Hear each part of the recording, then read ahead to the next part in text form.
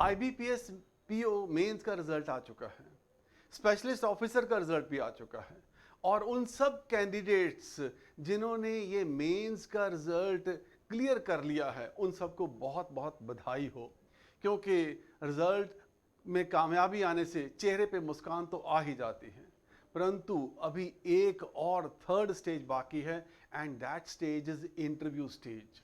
और इंटरव्यू की जब बात करते हैं या इंटरव्यू रूम में जब कोई एंटर करते हैं तो डेफिनेटली कहीं ना कहीं माथे पे पसीना भी आ जाता है, कहीं पाँव भी लड़खड़ा जाते हैं, कभी ज़ुबान जो है वो भी जो है ना धोखा दे जाती है। तो अब इसके लिए क्या करना चाहिए?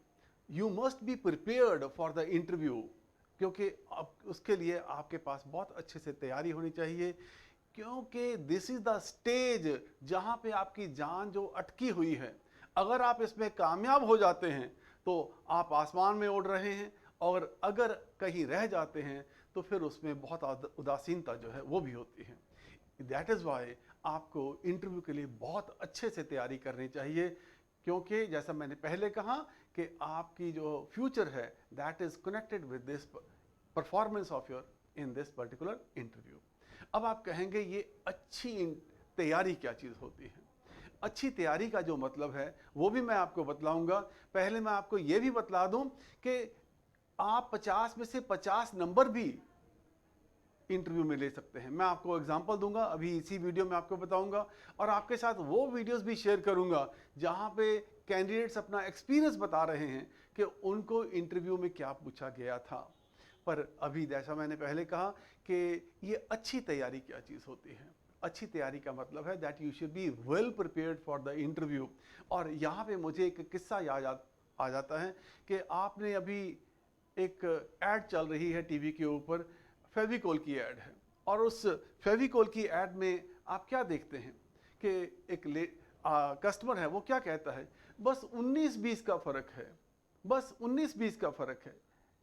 और उसके बाद क्या होता है कि 19-20 के फ़र्क में जो है कहीं ना कहीं उसका जो सारा फर्नीचर है वो रह जाता है, और उसकी बीवी जो है उसे छोड़ के चली जाती है। नाउ ये 19-20 का फर्क जो है, this is a very major difference, क्योंकि आपके लिए एक नंबर नहीं, यहाँ पे तो 0.25 नंबर के ऊपर भी एक आदमी जो है वो सिलेक्ट हो सकता है, और कोई ना कोई कैंडिडेट जो है वो पीछे रह जाता है।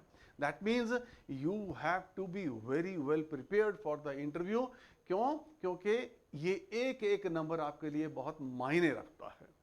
सो अभी फिर आप कहेंगे ये अच्छी तैयारी क्या होती है? अच्छी तैयारी मीन्स कि आपने अपनी सारी इंफॉर्मेशन जो है, अपने बारे में जो इंफॉर्मेशन है, अपने एरिया के बारे में इंफॉर्मेशन जो है, उसको सब अच्छे से तैयार किया है। और वो कैसे तैयार किया है that is also very important.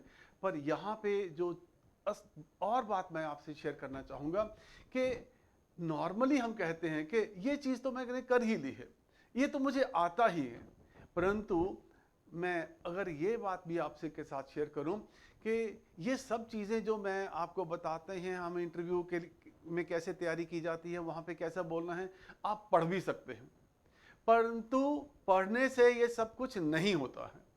पढ़ने में तो ये भी लिखा है कि आप क्रिकेट खेल रहे हैं और बॉलर ने बॉल की है, उसके ऊपर सिक्सर कैसे मारना है, बट पढ़ने से आप सिक्सर नहीं मार सकते। सिक्सर तो तभी आप लगा सकते हैं जब आप उसकी प्रैक्टिस कर रहे हैं, जब आपने मैदान में जाके खेला है और उसके लिए प्रॉपर प्रैक्टिस की है। So that is why if you are going for interview you have to be prepared, very well prepared for the interview also, और उसके लिए we are giving you guidance also. और मैं आपको वो चीज़ें भी बताऊंगा कि इंटरव्यू में क्या क्या चीज़ें पूछ लेते हैं। और अभी जैसे पीछे इंटरव्यू हुआ स्टेट बैंक ऑफ इंडिया में, मिस्टर दीपांकर हैं, उनकी एक वीडियो है, मैं वो भी शेयर कर रहा हूँ कि क्या क्या क्वेश्चन उनसे पूछे गए थे, वो भी आपके साथ शेयर कर रहा हूँ। पहले आपके साथ मैं जो ये शीट शेयर कर रहा हूँ, this is the marksheet of a candidate who got selected in state bank of India and he got 50 out of 50 in interview, 50 out of 50 in interview. That is a बहुत बड़ी achievement है। और इनका भी एक ऑडियो जो है मैं आपके साथ शेयर कर रहा हूं, आगे आपके साथ शेयर करता हूं, जहां पे वो ये कह रहे हैं कि मुझे कुछ क्वेश्चन नहीं आते थे। और दैट इज वेरी इंपॉर्टेंट कि क्वेश्चन का आना या ना आना दैट इज नॉट इम्पॉर्टेंट। आपका जो एटीट्यूड है, आप किस तरह से जवाब देते हैं और किस लहजे में जवाब देते हैं, दैट बिकम्स इंपॉर्टेंट ऑल्सो। आप क्या चीज़ें छुपाने की कोशिश कर रहे हैं, they are concerned with those minor things which you cannot get in the books, which you can only get in the practical experience also. So वो भी मैं आपके साथ शेयर करूंगा।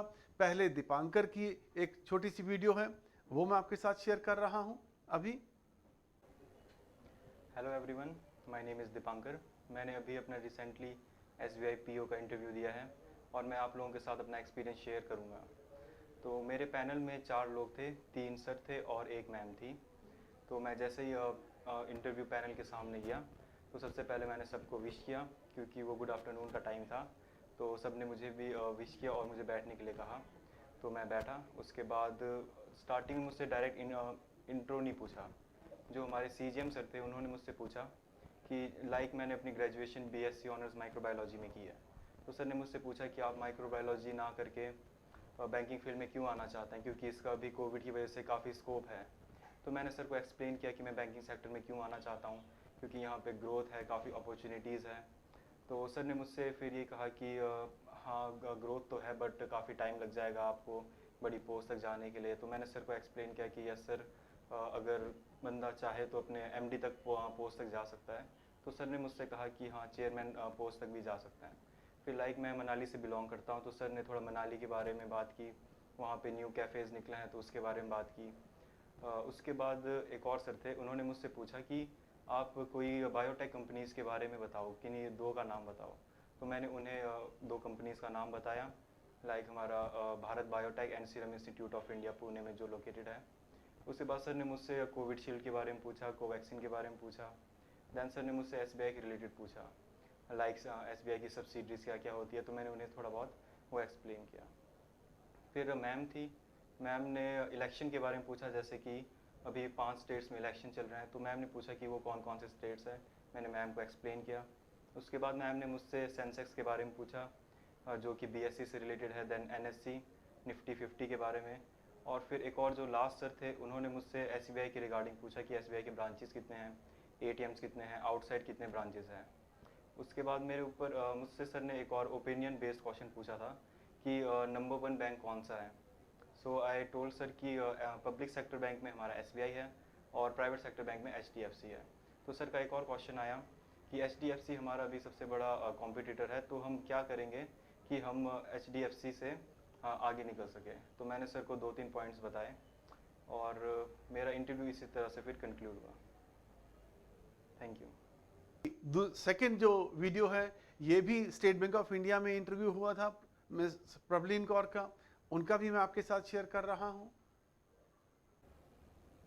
Hello everyone, my name is Praveen Kaur. तो मैं अपना experience share करूँगी आपके साथ, how my SBI interview went. तो मैं अंदर गई और सारों को विश किया और उन्होंने मुझे रिप्लाई किया। देन दे सेड बैठो, देन आई सैट। फिर उसके बाद मास्क रिमूव करने को बोला उन्होंने। देन फर्स्ट सर ने रिज्यूमे में से देख के बोला कि अच्छा आपने BCom के बाद MCom करी है, so why have you done MCom, आपका कोई प्रोफेशनल इससे आगे का सोचा अगर आपने। तो ऐसे नहीं सर, कुछ ऐसा टीचिंग का या कुछ मैंने कभी नहीं सोचा, शुरू से बैंकिंग का ही सोचा मैंने। तो it is just because of adding value to my subject and ये सब आंसर कर दिया था for MCom। Then sir asked me one question related to commerce. Then coming on to the next sir, उन्होंने पूछा about my extracurricular activity. I have played hockey at national level. तो उन्होंने उसके बारे में पूछा why didn't you continue for that, तो उसका मैंने आंसर दे दिया। देन सर ने पूछा कि my father is also a banker. तो उन्होंने बोला कि आपको पता है कि how much pressure is there in banks these days, तो are you okay with that. तो उसका मैंने फिर दे दिया था answer, it's about time management and all, कि करना पड़ेगा वो। तो देन मैम के ऊपर चले गए थे। मैम ने पूछा about another question related to commerce. Then I answered that. Then coming to the fourth sir, he asked me about the balance sheet and assets liabilities related to commerce only. I answered that.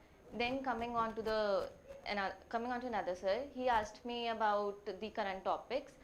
Elections are going on these days, so in which states elections are going, I told something about that. It was all I was asked in my interview. Thank you. और ये this is the audio of mister Jashandeep, जिनकी ये marksheet मैंने share की थी आपके साथ, जिनके 50 आउट ऑफ 50 मार्क्स आए थे, जहां पे वो बता रहे हैं कि इट इज़ नॉट इम्पॉर्टेंट कि आपको सारे क्वेश्चन आते हों, आप किस तरह से जवाब देते हैं उन क्वेश्चंस का, that also becomes important. So that means आपको बहुत प्रॉपर जो तैयारी करनी चाहिए, प्रैक्टिकल एक्सपीरियंस के साथ तैयारी करनी चाहिए। जैसे आपने मेरे को गाइड किया था इंटरव्यू के टाइम पे that I was a working professional, so you will be facing more questions on your like the company and all. वो बिल्कुल 100%, मैं 99 कहूंगा ही नहीं, दैट वाज 100% ट्रू। मेरे को तो क्वेश्चंस ही वही आए थे and one of them was personal and the rest of the questions were almost from my company. And एक एक्चुअली मैं आप सबको एक बात बताता हूँ, if you have some extraordinary achievement या फिर extraordinary like you know any studies और समथिंग, कोई आपका इंटरेक्शन रहा है किसी चीज से, for example I specially mentioned there that I have learned French from 5th to 10th in school. So unfortunately, I would say unfortunately, मेरे जो चीफ जनरल मैनेजर हैं हमारे चंडीगढ़ सर्कल के, उनको फ्रेंच आती है, तो उन्होंने मेरे से 2 सवाल पूछे और बाय गॉड मेरे को दोनों ही नहीं आए। अच्छा।